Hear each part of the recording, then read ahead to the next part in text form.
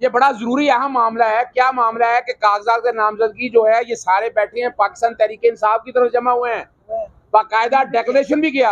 अब जो मजेदार बात आपने सुननी है वो जरा समझिएगा बात को। जब सिंबल का केस ले लिया गया, उसके बाद सुप्रीम कोर्ट में मामला आया, सुप्रीम कोर्ट ने सिंबल ले लिया।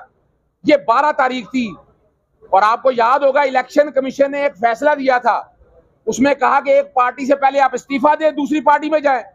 ये पाकिस्तान तहरीक इंसाफ नजरियाती का जब डेक्लेरेशन फॉर्म लेकर गए तो फिर वो भी कबूल नहीं किए गए। तो आपके पास जरा समझना है कि तहरीक इंसाफ को रास्ते बंद कर दिए गए।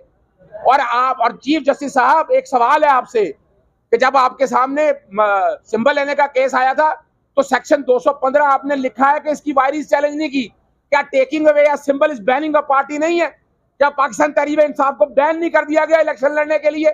आपने देखा। फिर एक और सवाल है, रूल 94 की एक्सप्लेनेशन देखे, जहां लिखा हुआ है कि जिसके पास इंतखाबी निशान नहीं है उसको रिजर्व सीटें नहीं मिल सकती। तो क्या यहाँ आंखें बंद रखनी है? आइन की आर्टिकल 17 की खिलाफवर्जी चल रही है। और दूसरी बात देखिएगा, सुन्नी इत्तेहाद काउंसिल खड़ी है आपके सामने और साहब ने सारे रिकॉर्ड बता दिए हैं कि उनको सिंबल किस तरह नहीं दिया गया। क्या ये रिकॉर्ड का हिस्सा नहीं है? क्या लेवल प्लेइंग फील्ड नहीं दी गई? और अब इलेक्शन कमीशन के लिए केस डिफेंड करना मुश्किल हो गया। वो एक पार्टी की हैसियत से सामने आ रहा है।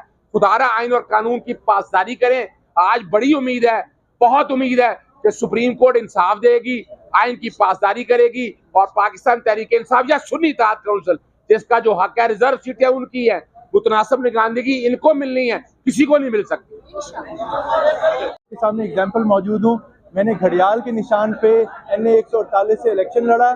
फिर जब ज़िमनी इलेक्शन हुआ तो घड़ियाल का निशान किसी नामालूम कैंडिडेट को दे दिया गया और मैंने SIC के घोड़े के निशान पे इलेक्शन लड़ा। तो हमें निशान ना मिलने की वजह से जाहिर है पूरे अमल के अंदर कहीं लेवल प्लेइंग फील्ड नहीं मिली, नुकसान हुआ है।